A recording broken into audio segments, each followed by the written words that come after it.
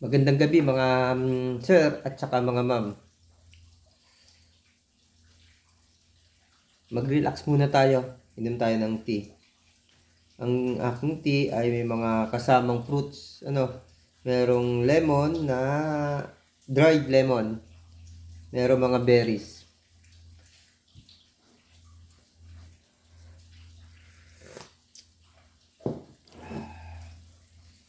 Mixed fruit tea with peppermint. Yan. Meron din ako ditong saging. Palagi ang hindi tayo nawawalan ng prutas. Malimit ang prutas. Meron ako ditong something napansin nyo, nakabilad. Binibilad ko sa initan. Mura ko lang kasi siyang nabili. Paborito kong kainin. Paborito ko siyang tawag ito. Salad yung tawagin sa India. Napanood ko to sa isang kababayan nating doon naninirahan, isang vlogger. Yung salad sa kanila ginayat na sibuyas, fresh. Ay mahilig ako sa ganun. Ibig sabihin, lagi pala akong kumakain ng salad. Actually, may mga pagkakataon nga na yung kanin ko, yung regular na kanin, binubuhusan ko siya ng pinong paminta.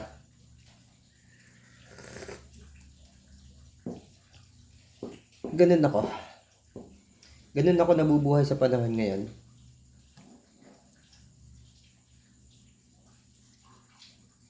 Meron ako isang katanungan na gustong pag-usapan. Ewan ko kung naitanong mo na ito sa iyong sarili o naitanong mo na ito sa mga mahal mo sa buhay, naitanong mo na ito sa mga kaibigan mo. Bakit nga ba ako palaging may sakit? O bakit ka palaging may sakit? Naranasan mo na ba na magpagamot? Siyempre, oo. Yan ang isasagot mo. Yun naman talaga. Pero yun nga, ang isang katanungan, bakit ako palagi? Ibig sabihin, bumabalik. Yun pa rin. Ulit-ulit.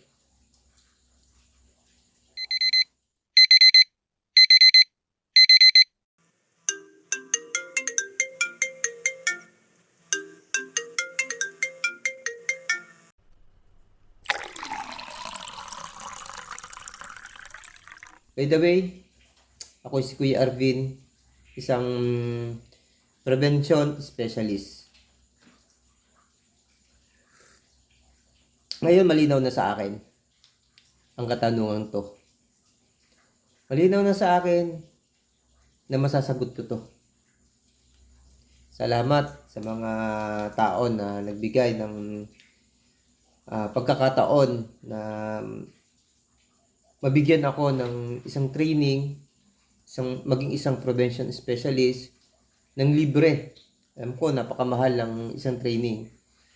Actually, hindi lang isa lang yung binigay sa akin. Dalawa na combination or problema sa environment dahil sa palagi na lang may sakit. Ano nagiging epekto sa environment? Micro at saka macro environment kapag ang isang tao ay palaging may sakit. Sinabing micro, ito yung maliit na komunidad na nasasakupan simula sa pamilya. Ano yung epekto ng pamilya kapag ang isang miyembro ng pamilya ay palaging may sakit? Diba, hindi nalalayo sa katanungan natin na bakit palagi na lang ako may sakit? Ganun din yung barangay. Yung barangay, environment. Ano yung epekto para doon? At yung katanungang ito, hindi simple. Hindi simple. Yung problema na nagmula sa individual na tao doon sa may sakit, pumunta sa pamilya, naging problema ng pamilya, naging problema ng barangay, naging problema ng munisipyo, ng city, ng lalawigan, ng probinsya, no? Naging problema ng region, naging problema ng buong bansa. Ang lawak ng problema sa simpleng katanungan. Hindi ko alam yun nung umpisa. Sa pagiging espesyalista, natutunan ko yun. Siyempre kayo, mga nanonood, minsan, wala na kayong pakialam doon.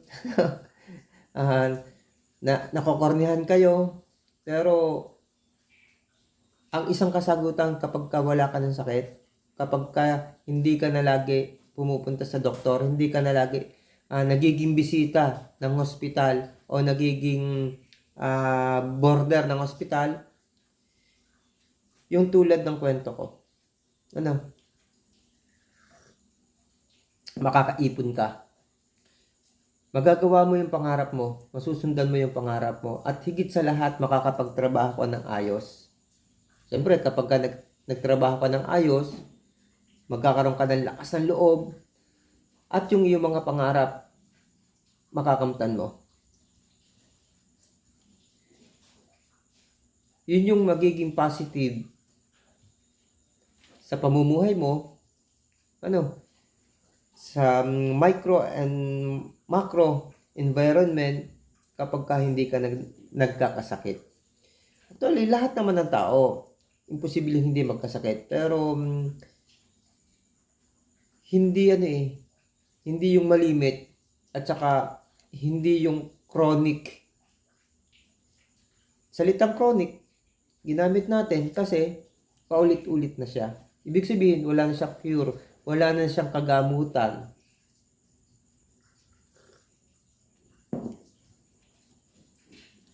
Pero wag mong ikatakot pag sinabing chronic disease na yung lagay mo. Hindi yan basta ka nga ikamamatay mo. Pag sinabing chronic, pwede mo siyang i-maintain na maging normal ang iyong kalusugan. Pag sinabing i-maintain yung normal na kalusugan, huwag mong aabusuhin muli. Dahil kapag inabuso mong muli ang kalusugan mo, dahil nag-okay ka na, pinabayaan mo na, bumalik ka na naman sa mga gawain kung saan ito ang naging trigger sa iyong karamdaman, huwag ka mag-alala. Babalik ulit yung sakit mo. Huwag ka mag-alala, ha?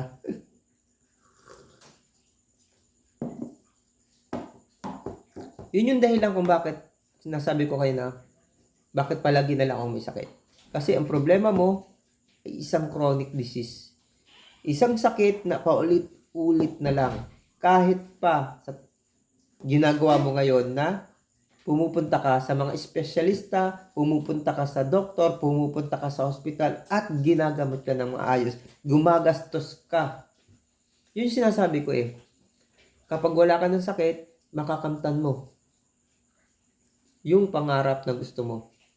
Pero kapag may sakit ka, lahat ng inipon mo natatapon at napupunta sa wala.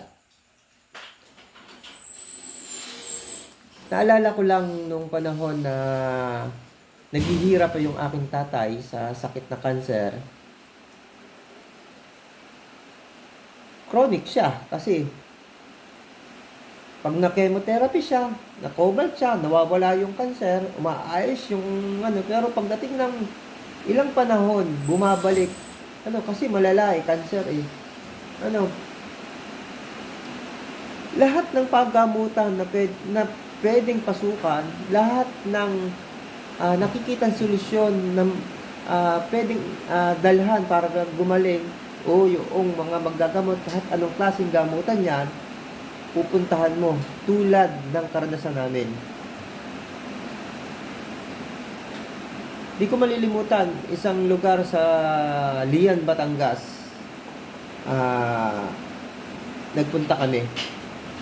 Pabalik-balik kami doon. Ang gamot na ibinibigay ng aming pinuntahan na manggagamot, Chinese medicine. Sa kanya mo lang mabibili. Pero, hindi nagrireklamo ang may sakit. Bibilhin at bibilhin niya. Kahit anong sabihin o ang nagagamot, gagawin niya. Ganon ganon kapursigido tayo na gumaling. Kahit mahal yan, gagawa na para. Yun yung dahilan kung bakit yung ating inipon ay nauubos at nagkakautang pa tayo. Natitigil ang mga anak natin sa pag-aaral.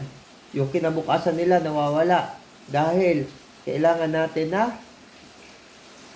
makapagpagamot, matanggal yung sakit.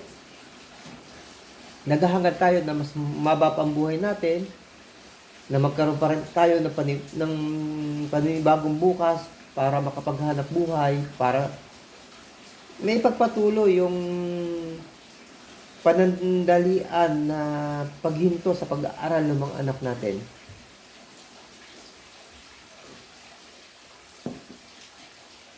Maswerte ako. Nagkaroon ako ng pagkakataon na maging ganito sa buhay ko ngayon as espesyalista sa preventive education.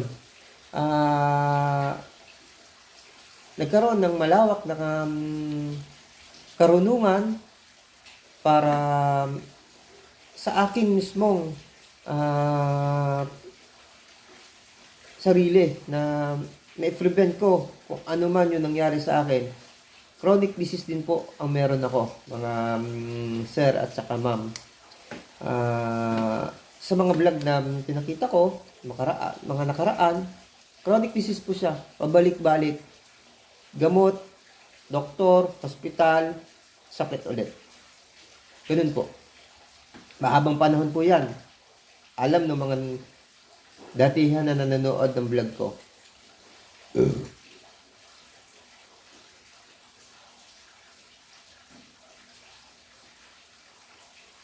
Sabihin ng mga nanonood ng vlog ko, ngayon, yung iba na may sakit, bakit hindi sabihin yung gamot? Pinag-uusapan po natin dito, bakit pa ulit-ulit yung sakit? Kasi nga po, chronic disease, yun po yung sagot. Chronic disease po, yung sakit na meron na po kayo. Preventive po, preventive po, para mapigilan yung paulit-ulit na karamdaman. Diyan po papasok yung prevention, yung preventive, para mapigilan.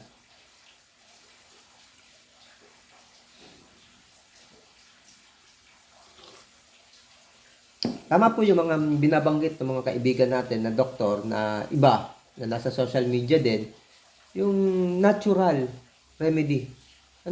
Tama po yun.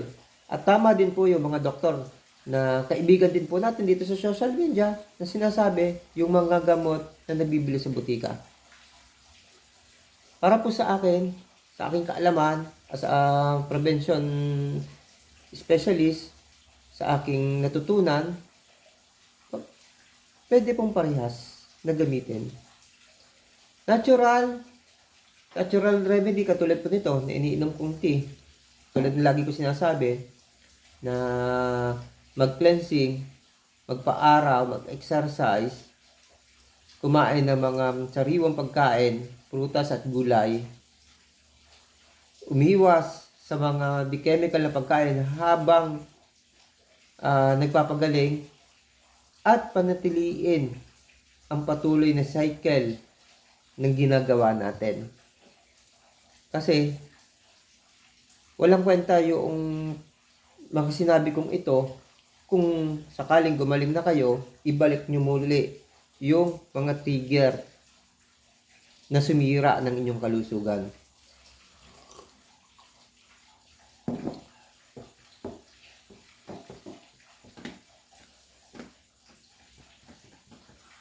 Gamot po para ma-prevent, para mapigilan yung mga sakit na nararanasan o nararamdaman ninyo.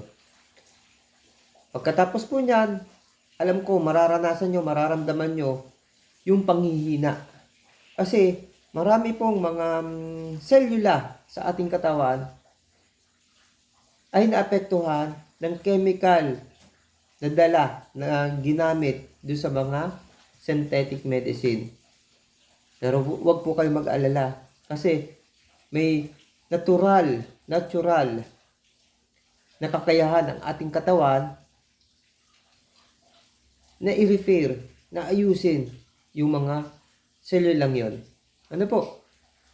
Pero, ang mabilis pong pamamaraan para matulungan natin ang pag-repair ng ating katawan, yung pagkain na masustansyang pagkain, yung pagka-cleansing ng ating katawan, na po. At patuloy na gagawin ito. Ilang mga idol, mga kumpare ko dyan, kumare ko dyan, mga kapatid ko dyan, mga kaibigan ko, kababayan ko dyan, at mga sir and ma'am, magandang gabi. Ako po muli si Kuya Arvin, ang inyong prevention specialist. Bye-bye po at God bless you.